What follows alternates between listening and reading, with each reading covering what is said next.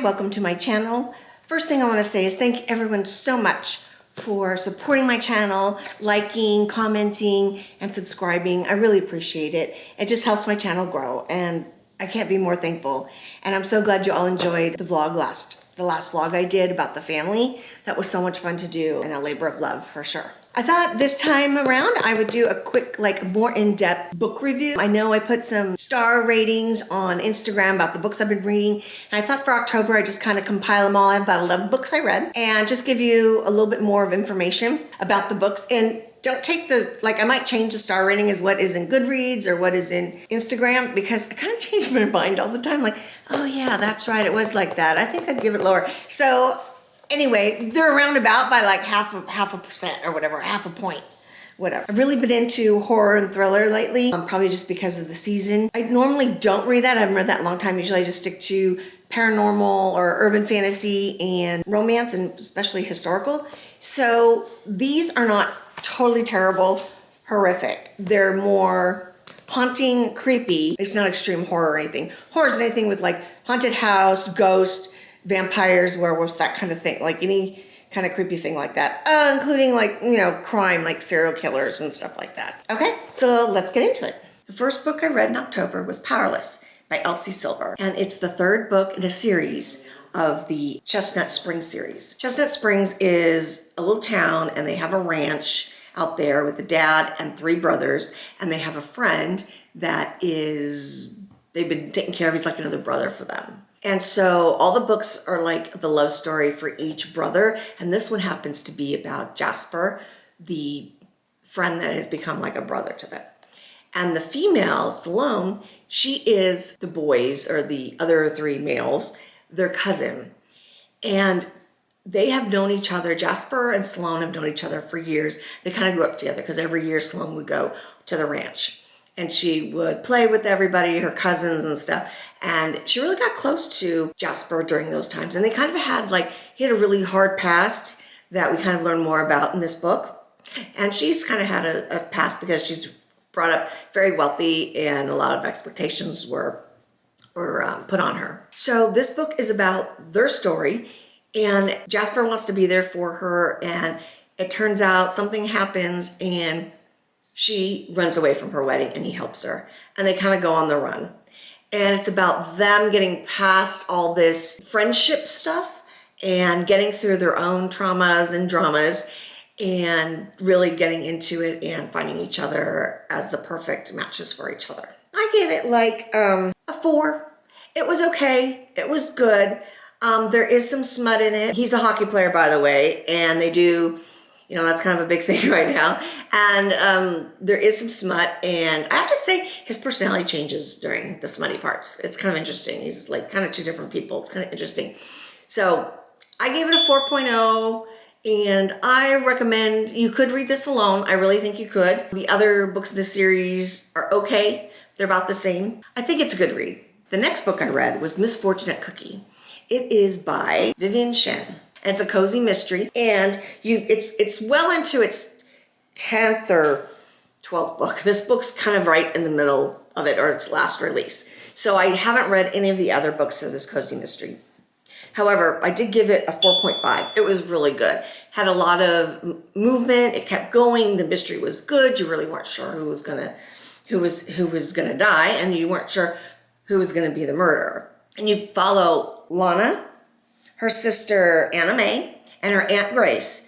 And Anna May and Lana, they go from their little town and their Chinese restaurant where they work, the family restaurant, and they go to California for a convention, a food convention, and they get mixed up with their aunt, who's a reporter and a writer for magazines, and they get mixed up when one of her friends, a fellow writer, gets murdered or falls off a big hotel building. So there's a lot going on. There's her trying to hide the fact she's trying to solve the murder, keeping secrets from each other, and it really is a good ride. It's a lot of fun. It's one of those books you can really just take an afternoon and totally read it and feel satisfied at the end. You're like, yeah, that was good. I enjoyed myself. So I gave that book a 4-star, and I really think that's also a really great read. The next one is Vampires of El Norte. This one is a horror because it has vampires in it. This takes place in Mexico when Texas wants to break away from Mexico's control and be their own state or own country.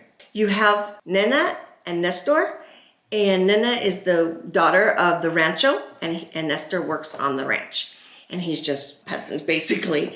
And so when they're young kids, they're very good friends. And at the age of 13, they go out looking for gold on the property that they heard there was a hidden treasure out there somewhere. And they're attacked. And Nestor thinks Nena is dead. And so he runs away.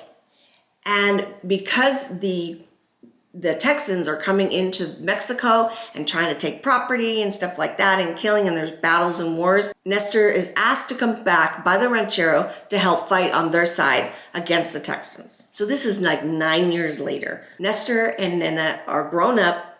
Nena's all ready to marry someone. And she is a healer. So when they go out to fight the Texans, she's put together again with Nestor, and her and Nestor have to manage their old relationship, old feelings, new feelings, and the paths they want to take during their life. So in the middle of this is really about their romance. There are vampires in it. They do play into the battles and wars that are going on. But I really would say it's primarily a romance. Gore factor is pretty low on this one. It was a really good read. I gave it, again, a 4.0. The next book I read in October was The Library of the Undead. And this is a YA novel. And I am not a fan of YAs, but it didn't really read like a YA. So we follow a 15-year-old Ropa, and it's kind of like, this is more like an urban fantasy where something's happened in Edinburgh, and all over the United Kingdom, to where people have been impoverished. Something's happened where Edinburgh is now like desolate, and it's not a safe place to be, and other areas in Scotland are the same way, and it's just they don't tell you what's happened, but they do tell you something's happened. And we follow a 15-year-old girl, Ropa, who has a gift of talking to the dead and helping them send them over. Or what she does, actually, she makes a living out of it, and she talks to the dead, and for money, she gives the family a message, and then the family just like Venmos her some cash. And so that's how she makes her money, because she's only 15. She's incredibly intelligent, did not finish school, and she lives with her grandma and her younger sister in a little trailer under a bridge. It's like on some farmer's property that she rents the land from. And she gets involved into a mystery of missing children. And she's introduced to the library, which is for all the magical people who are of higher standing and who have a lot of magic are allowed to go and use this library for research. And she, by accident, by weird coincidence, she ends up having access to this library that helps her. So this was the first in so far 3 novels that are out, and I gave this a 3. It didn't feel like a YA book. The main character, Ropa, she seemed very mature for her age. The only thing that kind of really got to me on this was the author gave her a Scottish accent, and to read a Scottish accent can be difficult, and it can kind of throw me off and not really like, wait, what's going on? And what'd she say? I have to like really think about it. And she's the only one that had a Scottish accent. So everyone else was written kind of regular, and then she wasn't. So it was sort of odd, but it was a good read. I do plan to read maybe the next one after this and see how I like the series, because it's an interesting world. The characters were built up. She does have a couple friends that she's met, and you can tell that her being involved in this library is really in the future going to like change her and mature her, and she's going to find out. I think that she has more power, more magic in her than she thinks she does. The next book I read was The Only One Left. Here we have a very rich woman, a recluse, in this big mansion on top of the cliffs near the ocean on the East Coast. And she is infamous because back in the 20s, it is said, and she was suspected, that she murdered her family, her mother, father, and sister. And they could never prove it, so she's just been a recluse up there ever since. Now, we follow Kit, and that's Lenora. We follow Kit. Kit is a caregiver, and she's had her own troubles in the past with her caregiving jobs. So she finally gets a new gig because she'd been on suspension, and the job is to take care of Lenore in this creepy house with this creepy murder behind her vibe. You know, it's really, she doesn't want to do it, but it's her only way to get out of her dad's house. She meets Lenore, she meets the housekeeper, the gardener, and the maid, and the chef. And she gets along with them all. Things are a little strange. Everyone's kind of got a role to play and things don't change. It's a little awkward at first. Now, Lenore she's had polio at a young age and she's already gone through 2 strokes. So she can only move her left hand and she types with it. She tells Kit, I want to tell you my story. And using the typewriter, she begins to type out what happened that fateful night that our family was killed. This story has about 3 mysteries going on at one time. And which is great. And then the information you get you almost get whiplash. You just don't know which way to look. The ending, so it's really good. The characters are there. You don't know who's done what and what's going on and who's who and what their role is, right? It almost had too many twists at the end. Like the final twist was like, really? One more? It was just a little overkill. Like it just kind of didn't fit. But then in some ways it did. I gave this book a 4 stars. I think if the ending were a little bit better, it wasn't too many twists and turns or too many surprises at the end, then I probably would have gone up to a 4.5, if not a 5. I then read Dead in the Romance Aisle, and that's by Len Cahoon, and this is a cozy mystery, and I've read quite a few of Len Cahoon's series, her cozy series. This one was, the reason I was drawn to this one is because it takes place with Riley. She is a cancer survivor, and after she recovered from her illness, she decided to go to Sedona, Arizona and open a bookstore. It's kind of been her dream. She left her corporate job to do this. She left her fiance because he was a real jerk during her illness. And her best friend, Sam, convinced her to move to Sedona, and she opened a bookshop next to Sam's Crystal Shop. So Riley decides to have a book club for survivors, cancer survivors. Well, one woman, so the first night they meet everybody, and one woman comes in. She's kind of harsh. She's a little mean and brisk. Then she runs out. Oh, give me the book. I'm leaving. And she runs out right after the meeting. It turns out she ends up dead like the next 2 days. The book club decides that they're going to put their books aside and they're going to figure out who killed her. Now, Sedona, I've been there twice. I don't know how close-knit or how small the town is. It's small, but there's a lot of tourists. So this really puts Sedona in the light of small town. So you've got this small town murder happening. It was good. It was okay. In reading other cozy mysteries, I know that they're a little slower paced. So we see a lot of, she got up, she fed her dog, she walked to work, she opened the register. You know, it's a little bit, not as much action as some of the other cozies I've read. So I did give this one 4 stars because I did like the idea of bringing in cancer survivors. One of my favorites this month was Mexican Gothic by Silvia Moreno Garcia. Now this takes place in the 1950s in Mexico City. This is where it begins. Our heroine, Naomi, she is a socialite and she just has fun. She's 20 years old, she's having fun, she's leading guys on, she wants to go to school, she changes majors, she changes schools, she does all kinds of stuff like that and just lives the good old life. And then her dad calls her home from a party and says, I'm getting these strange letters from your cousin, and you need to go find out what's going on, because her cousin had been married a year before. They haven't had a visit from her or anything, and now these letters she's sending makes her sound like she's not herself. She's a little crazy. She's blabbing about the walls, talking and things like that.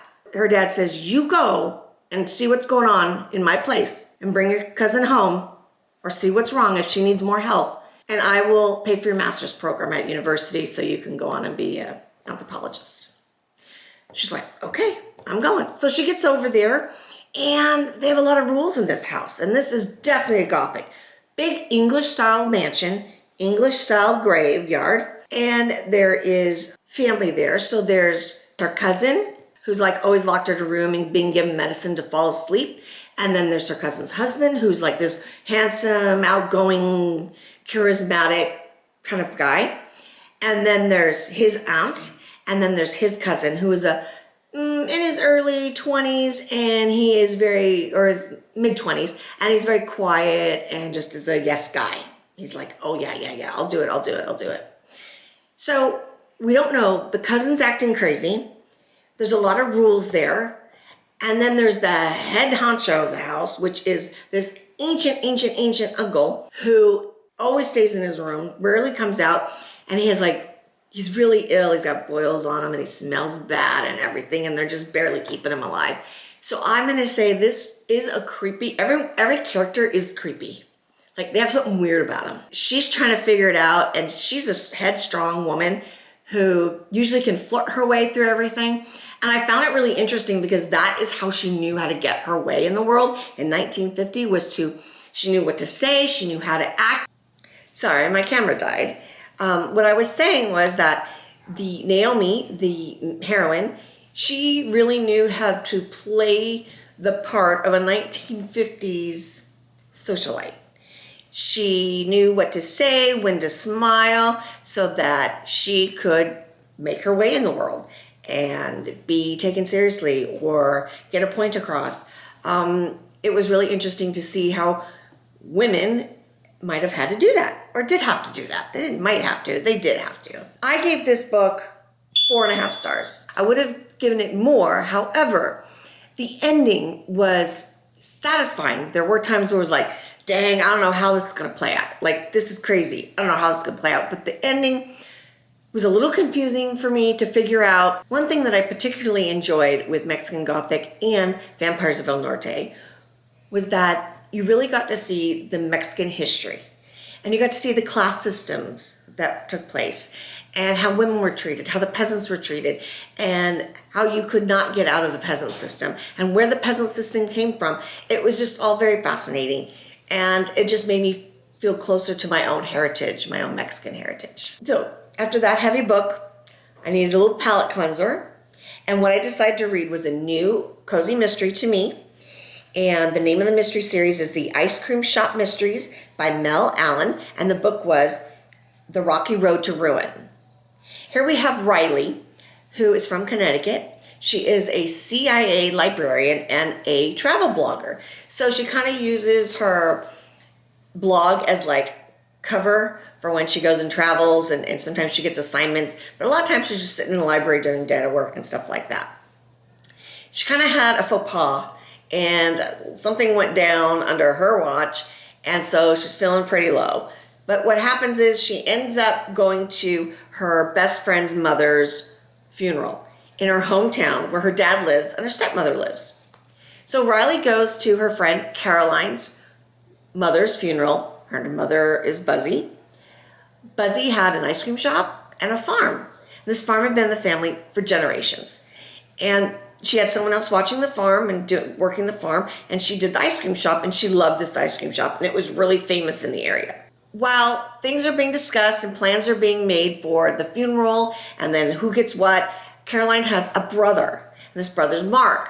Well, the night of the funeral, Riley goes out for a walk and she sees this cat, and she follows the cat into the barn where she finds Mark's body. He's been murdered. Now, the rest of the story just unfolds.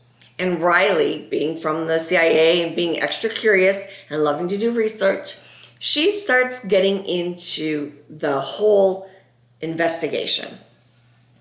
That's all I'm going to tell you, because it is a mystery. If I tell you more, then you might guess it. I gave it 4 stars, and I really enjoyed it, and I've already started the second book of that series. Now, another one of my favorites this month was How to Sell a Haunted House by Grady Hendrix. Now, this one was campy, a little bonkers, but I have to say, like, it's up there with a 4.5, 5 stars, because you've got these 2 siblings who totally act like siblings, although they're in their late 30s, almost 40 years old, and they haven't seen each other in a long time. And when they get put together, it is like they're back in high school again. And if you have siblings, you know how that goes. So you have Louise and her brother Mark, another Mark, and their parents die. She gets a call from her brother. Our parents are dead. They died 2 days ago. She's like, what? What happened? Car wreck. Oh my gosh, she's flipping out. So what she does is she gets on a plane, knows she's gonna have to take everything because her brother's not good at that. And she gets to the house and her brother's made arrangements and she wants certain things done. And they got to get this house sold so that they can split the money, or they can, they don't want the house. She has a life in San Francisco and he has a life somewhere else, except her mom was a puppeteer and she used to make all these puppets, and she had an extensive doll collection. And in this house, don't want to go any further than that. Don't want to go any further, but in order to sell the house, they need to deal with dolls and puppets. Let's just say that. Yes, it was creepy. There wasn't much body horror. One scene, maybe two. Not bad. And it was just really good. It was silly, but then not silly. It moved along. Louise has a daughter, and the daughter gets brought into it. She's only 5. So it's really high stakes. It's really fun. There's other family members of theirs, like a great aunt and some cousins and things like that. And they all are trying to work to get this house sold. So I highly recommend it if you're into that. It is sort of a mystery too, because you got to figure out what the heck's going on and why these things are happening. And then when you find out, then you're like, yikes, that's kind of creepy. Again, highly recommend. The last book I read this month was Saving Finley by Susan Stoker. Now, I have read quite a few Susan Stoker's series and books, quite a few. She does the Alpha SEAL, the Alpha Mountaineer, Researcher, she does that alpha male guy, and then there's usually a team, and then each person gets their own girl, right? So this is the series for Eagle Point Search and Rescue, and I've read all of them. This is like the 5th book, and I think there's like one more. And it was so disappointing. I felt that the alpha male was too alpha. It was too insta-love. They're like want to have babies at the first sight of each other. And they had known each other a little bit before, but they just got together recently. And it just felt too insta-love. It just felt too quick. And again, too alpha for me, too protective, a little cringy, like I would have been like, red flag. And it's just kind of odd because her books really don't run that way. One thing I liked about the book is that the heroine was plus size. And she calls herself fat. And when people make fun of her, they make fun of her as being fat. And the word fat is used quite a bit in this. Of course, the hero loves her the way she is, which is awesome. But I loved her self-acceptance about her body size and that she liked to eat and she owned a bakery. But I did like the use of the word fat all the time. It was sort of, I guess it was meant to do its job, make you feel uncomfortable, right? Especially when she was being teased by somebody else. So I gave this book a 2.5. Really didn't like it. I didn't enjoy it. Who would enjoy it? I don't know. Try the other books of the series. I think you'll enjoy them much more. They're much more exciting. There was much more of a storyline and plot.